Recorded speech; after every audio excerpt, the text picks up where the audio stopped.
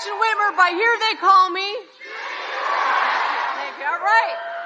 We didn't even have to practice that. I'm so proud. All right. Who is fired up to elect our next president, Kamala Harris? Me too. Here in the Motor City, we know a thing or two about unions. We know that when unions are strong, working families succeed. And when working families succeed, our economy soars. It is all connected, right? It is a story that we have seen play over and over again in our state. The labor movement was born here. The middle class was built here. We changed the world right here in the city of Detroit, Michigan. Now, I know you know we got a big election coming up, my friends, and we've got a job to do. It is going to come down to us and a couple of other states. We are the ones who've got to make sure that we elect Kamala Harris and Tim Walz on November 5th. Now, Kamala Harris, let me tell you a little bit about our friend Kamala Harris. As Vice President, she's been a part of the most pro-labor administration in American history. As a senator, she walked the picket lines and worked across the aisle to get things done. As Attorney General, she went after the big banks and drug companies and put more money back in people's pockets. And as a prosecutor who knows what it takes to win for the people, this is who she is. She gets us because she is one of us. And Tim Walz, well, he's a governor who delivered the largest infrastructure investment in Minnesota history. He raised the minimum wage for delivery drivers, and he is a proud public school teacher and NEA member.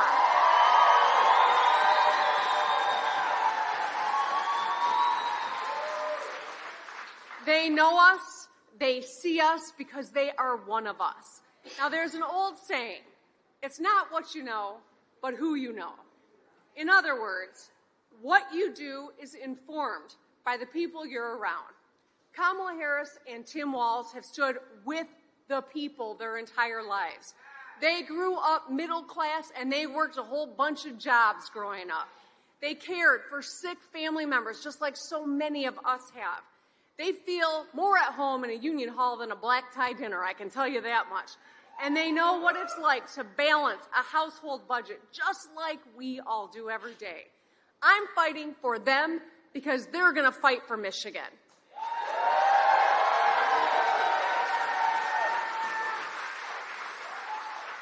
But we can't say that about the other guys.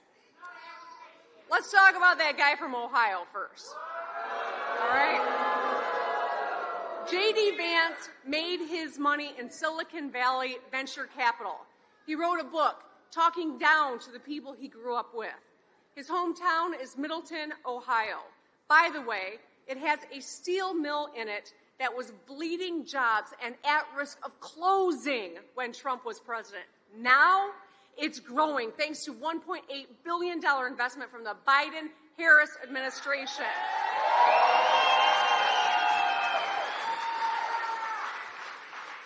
Creating and protecting thousands of union jobs a few miles away from where J.D. grew up. They'll make Americans steel for years to come while reducing the amount of air and water pollution in the town. That's what delivering for the American people really looks like. Now let's talk about his running mate. Okay? Why? Because we got to for 63 more days and then bye-bye. Right? When he was president, Donald Trump blew $1 trillion hole in our national deficit to cut taxes for his wealthy friends and corporations. At the same time, he gutted on-the-job protections for union workers. He made it easier to screw people out of overtime pay and crush organizing meetings. Trump's policies speak for themselves, but what it really comes down to is this. This guy just doesn't get you or your life at all. I don't think he could tell us what the difference is between a flathead and a Phillips head screwdriver. You know what I'm saying? You think he's ever swung a hammer or used a power tool in his life? Oh, hell no. You think he's ever scanned a coupon at the store to save money as he's checking out? Do you think he ever sat down with a number of family bills knowing he could only afford to pay some of them? He's never struggled. He doesn't know what the average person's life is like in this country. And he'll say whatever it takes to get himself elected. Here in Michigan now, we always stand up for our union brothers and sisters. Yeah.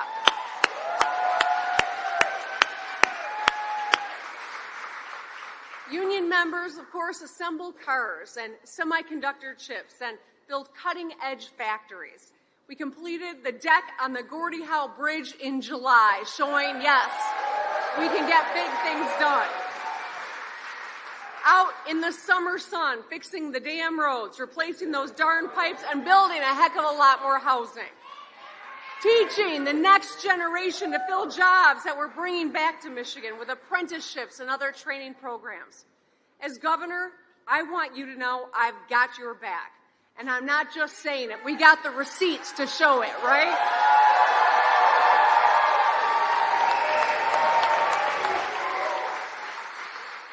With our new majority in Lansing, the first in 40 years, we expanded workers' rights by repealing the anti-union so-called right-to-work law, becoming the first state in 70 years.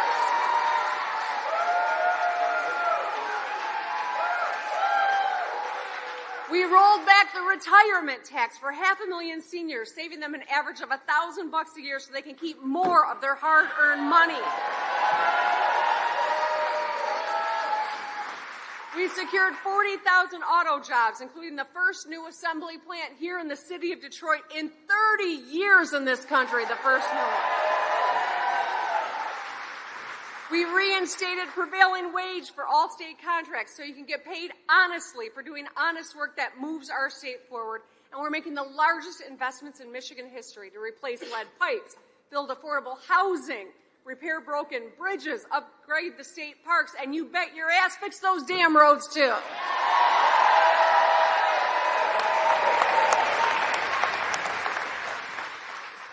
So when you dare to curse me under your breath on your commute, just know I'm smiling back at you saying, you're welcome. So, you elected me, and I am honored to serve you every single day. Just like you fight for your family and your union brothers and sisters, I'm fighting for you, and so is Kamala Harris and Tim Walz. But we can't do this alone. We need your help. In Washington, D.C., Kamala Harris is going to need more allies, and in Lansing, I sure as heck could use some more, too. We need to keep our Democratic House majority led by Detroit's own Speaker Joe Tate.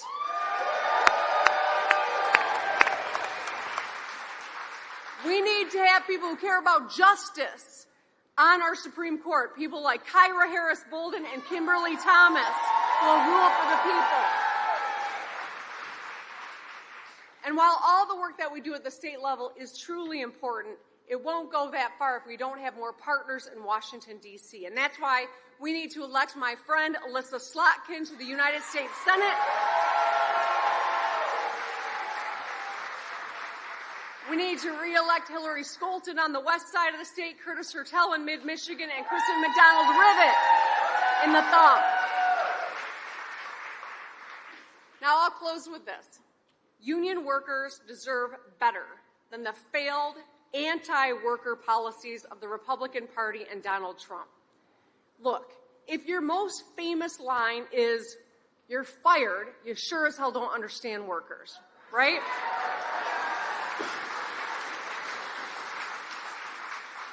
The words I want our next president to say to workers, whomever she might be, is, "I got your back."